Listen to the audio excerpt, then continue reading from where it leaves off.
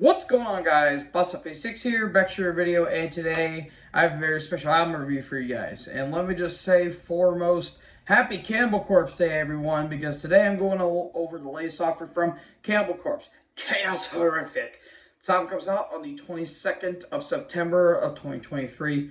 This comes out on Metal Blade Records. This is their 16th studio album overall, and it's been formed in Buffalo in 1988, though they will eventually go being known as a death metal band a few years later. So, I mean, it's Cannibal Corpse, so I really need to talk about these death metal veterans because, honestly, if I do, I'll be here for a while. I mean, their debut album, Meet Back to Life in 1990, more of a thrashy album than Butchered at Birth. They went more death metal. Then, of course, there are iconic Tomb and Mutilated, which they went more a little brutal death. Then the Bleeding, the last of the Chris Barnes era, where it was more groove laden. It was one of the more accessible albums in the band catalog.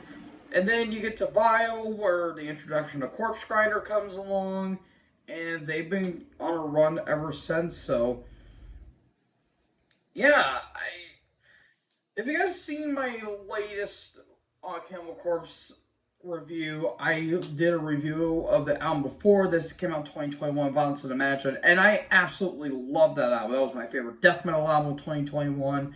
I thought that was an excellent album. And then when I heard we were having a new one only 2 years later, I was on this like a fat kid on a cupcake. And when I was looking up on Wikipedia and Metallum, they basically said the band was already writing material after Violence Unimagined. And yeah, you can tell from the opening track, Overlords of Violence. This feels like a proper follow-up to Violence Unimagined because the opening is honestly one of the best openings in Cannibal Corpse's entire history. It opens up with a nice riff, and then it has that awesome bass line intro by Alex Webster, one of my favorite bassists of all time. And the riffs, holy shit, the riffs are damn crunchy. It is crunchy, chunky, whatever you want to call it. These riffs are awesome. And there's kind of there's some different variations going on this album too. Like, it has your token Cannibal Corpse moments, but there's some different elements on this album. And the three tracks I want to talk about, the three singles: Summon for Sacrifice, Bloodblind, and the title track.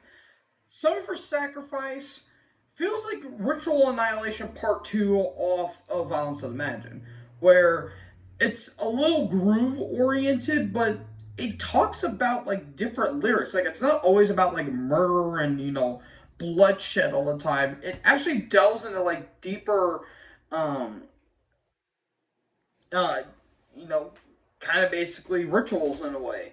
And it's got a bit of a darker tone to it, which you don't really associate with Cannibal Corpse in a way, but when they go into the darker tones on some songs, it's really damn good. And I will say the different effects on George Fisher's voice, it's kind of interesting. Like, there's a little bit of dissonance on his vocals, which I never thought I'd hear, because it's been since I want to say Gallery of Suicide. It came out in 1998, where there was some more dissonance and a little more atmosphere, which that's really interesting. And I really like how they kind of flirt with that, especially on the final track, Drain You Empty, which kind of sounds sexual if you think about it, where it's some atmospheric, kind of doomy like riffs, but then it goes in like straight up like bloodbath a style in a way, and they kind of take pages from other bands as well. Like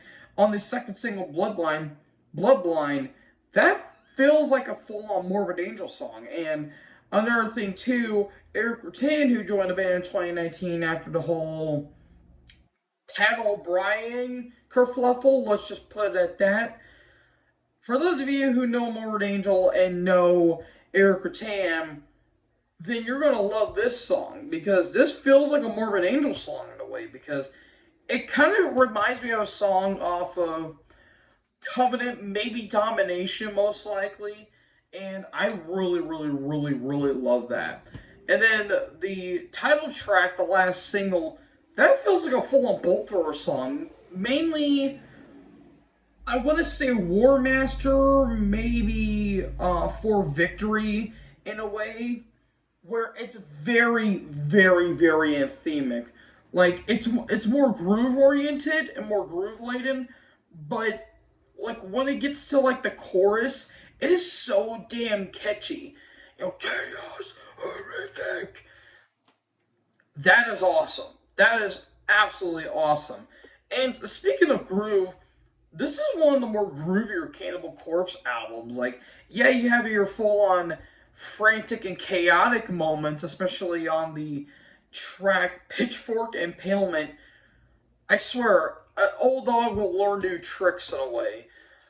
But you have your chaotic Cannibal Corpse moments, but this is more groove oriented. And especially on the three tracks, Frenzy Feeding, Vengeful Invasion, and especially the track Pestilential Ructus? I don't even know what the hell that means. But those tracks are very groovy. They're like very kind of catchy in a way. And I really, really, really, really, really love that. And also, one of the tracks that are very straightforward, but is still really damn good, is Fracture and Refracture, which I don't know how the hell you do that. You break a bone and you break it more, I guess. But yeah, besides maybe that song being a little straightforward, it doesn't really stick out like a sore thumb on this album. Any complaints? Well, maybe one. Maybe it's just a minor complaint I have. I think the drums sound better here than Avance Imagine because Avance Imagine it kind of sounds like the drums sound like a window screen slamming. With this one here, it doesn't sound as compressed. I think it actually feels more meat potatoes. Though I will say the cymbals do sound very small. They sound very small. They sound very tiny in the mix. And I mean, again, I like Rutan's production, but it is very 50-50. Like you listen to maybe like Kill and maybe Torture, where those sound just absolutely monstrous. On other albums like Evisceration Plague, it does sound a bit muddy in spots. But this is one of his more finer productions. And again, maybe the cymbals sound a little small, but I think the snare actually sounds pretty damn good. And this is one of Paul Zirkwood's finest drum performances. Excuse me. This is one of his finest drum performances. And Rob Barrett is just pissing leads like it's nothing else. Corpse Grinder, he sounds absolutely awesome, like he always does. Besides maybe the cymbals sounding a bit small in the mix, this is a damn good album, folks. I'm going to give this an A. If this is at the record store, I'm definitely buying it no matter the cost because this is so far one of the best death metal albums of the year. It's in my top 5 easily. Like considering all the stuff that we've been giving to, that is saying a lot. So, yeah, boys, you nailed it out of the park yet again. So, folks, what did you guys think about this album? Let me know in the comment section below. Make sure you guys leave a like, leave a comment, tap that big red subscribe button, and tap the bell so when I upload, you guys will be notified.